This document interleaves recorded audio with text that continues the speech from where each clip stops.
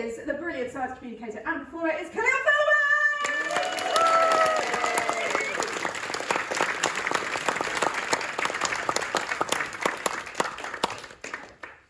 I was wondering how much of the song she'd get through.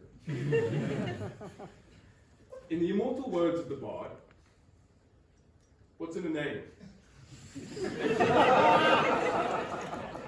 Now, a dick by another name might sweat as sweet, but the words we use to describe things matter. Grave robber, tomb raider, I'm going to play that game the same way. Now, how we think about things affects the words we use. Obviously, we all know this. Think about how you feel, day to day, and the words we use about the same thing. Or you and a friend coming out of the cinema, having seen a film, feel completely different about the film. You might describe it differently. But it also works in the opposite direction. So, the words we use can affect how we think about things. Do we have any Greek speakers in the house? Amazing. Might call on you in a sec. What's your name? Dimitri. Okay. Do we have any Gaelic speakers in the house? Cool. I'm going to be mispronouncing some words. Any German speakers? Great. You in the red. Yes. What's your name? Pardon? Jonas and Marlin. Okay. I'm calling you in a sec. So, Greek, as well as some other languages like Italian and Russian, have a different words for the two things that we in English would refer to as dark blue and light blue. Stop me if I'm wrong, Dimitri. So, is this right? Yeah. So, am I pronouncing this right when I say Blay and Calasio? Close enough. Right, thank you, I appreciate it. I appreciate the grace. Irish, Gaelic, in turn, has different words for dark and light Greek. They have glass and wine. Luckily, there are no Gaelic speakers in the house to call me out on that. And German, stop me if I'm wrong, has blau, blau, blue, blue. Sweet. So, there have been many studies that have shown that differences in language, particularly about colour, but also about other things, can affect our colour perception, and that in turn affects other aspects of cognition, like pattern recognition and problem solving.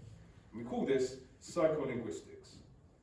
So now that we've established that the words that we use about stuff can affect how we conceptualize and how we perceive things, let's look at some other words. So we're going to go with symbiote to start off with, and as well as being a picture of me anytime anyone lets me talk about symbiotes, this is of course venom, or if you want to be particular about it, it's an amalgam of various different symbiotes of that genus, but we're not going to talk about that right now, from the Marvel world. And this is probably the type of thing that a lot of people think about when you hear the word symbiote. But let's break this down a little bit. So, again, for the Greek speakers in the house, sim, together, biosis, living together, right? That's nice. But as anyone who has lived in a flat share will know, there are various ways we can live together. So, let's start off with mutualism. So, this here is an oxpecker, and that's an impala. And the oxpecker sits on the impala, or another kind of big mammal, and eats things like ticks, other pests and bugs, on the mammal. The oxpecker gets a meal, the impala gets a nice little groom. They both benefit. Mutualism. Commensalism. This is a blackbird that's just built a nest in a tree. That tree has no idea what's going on. That tree is not being harmed. That tree couldn't care less about the existence of that bird. But the bird gets a home, it gets safety, it gets a place to raise a family. So commensalism is where one half of the relationship benefits and the other one neither harms nor benefits. Then we've got parasites. So the evilest of these three birds. So this is a vampire finch, and they will skulk around colonies of seabirds and sneak in while the larger birds are sitting on their eggs and won't leave, and they peck in and drink the blood of their unfortunate victims. And the victims can't leave because they're looking after their babies. A parasitic relationship is one where one member of the relationship gains and the other one suffers. So now that we've established those terms, the categories can be a little bit blurry, and there are some cases that don't fall neatly into one of these categories, but they're a good enough tool for tonight. So let's expand this out a little bit. This one is to remind me, to remind all of you, that using animal analogies for human behavior has a long and fraught history, and people often use it to dehumanize groups of people. And that is explicitly not what we're doing here. We are examining how that language is used to deconstruct that dehumanization. So with that disclaimer out of the way, let's proceed. So in the UK, people who claim state benefits, such as universal credit, are often portrayed by politicians and media as parasites, as if they're harming everyone else for their own gain. But, firstly, actually benefit spending is a lot lower than a lot of public discourse might make it feel. So in 2023, evening of unnecessary detail, you're gonna get graphs! Yeah, got some graph heads in the house! You listen to the right crowd. So 11% in 2023, and that might seem like a sizable chunk until you remember, A, the whole point of a government is to look after its citizens. What's the point of it otherwise? B, many of these people wouldn't actually need government support if they weren't already being harmed by other government policies, like cuts to education, cuts to health, criminalization of minor drug offenses, stuff like that. And C, the UK spends more on welfare for corporations than it does on welfare for human beings.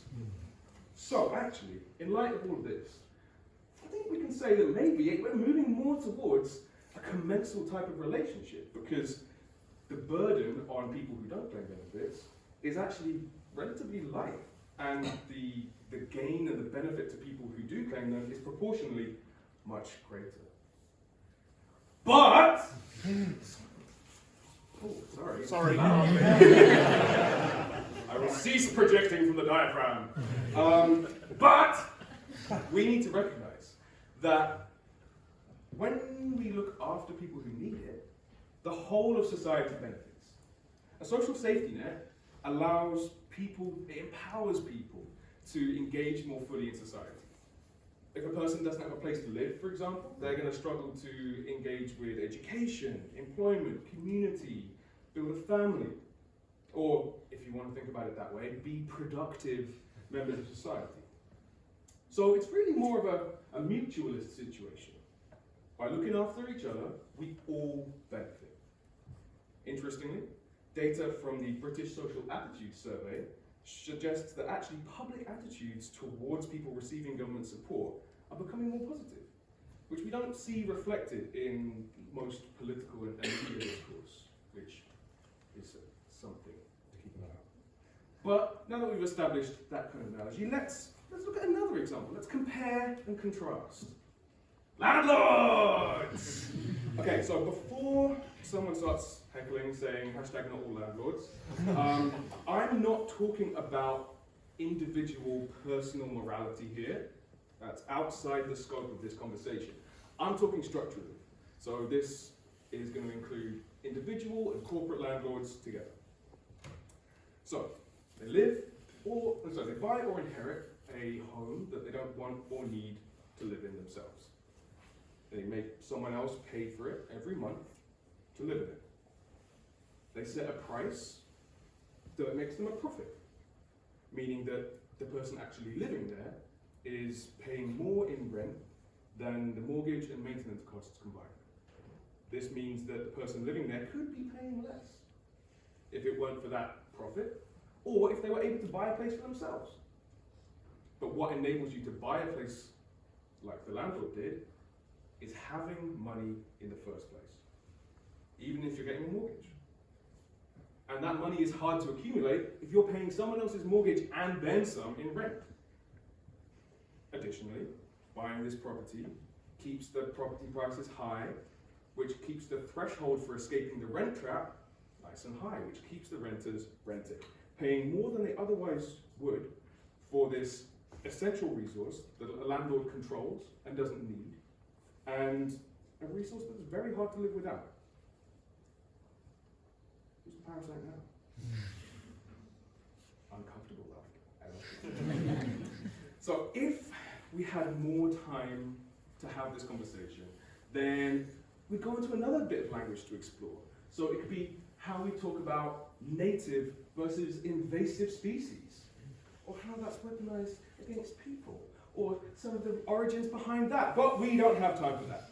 So I'm just going to give you a book recommendation. I have no personal or financial interest here, but this is an excellent book by Jessica Lee called Dispersals, which is on plants, borders, and belonging. It's a set of personal memoirs that explore these kind of linguistic topics through personal, historical, and scientific lenses. So check it out. Anyway, I'm not trying to be the grammar police. I'm not coming to cancel you. AEOUD includes the grammar police. Thank you. I'm trying to help us collaboratively build a better world by examining, understanding, and questioning our relationships with each other, and with knowledge, and with power. And if this conversation did make you feel uncomfortable, A, sorry, B, please remember it's nothing personal, and C, don't shy away from that feeling. Turn to face it, get to know it, and have a think about why you might be feeling that way, and maybe what you can do in future to build a better world through your language and your actions. Thank you.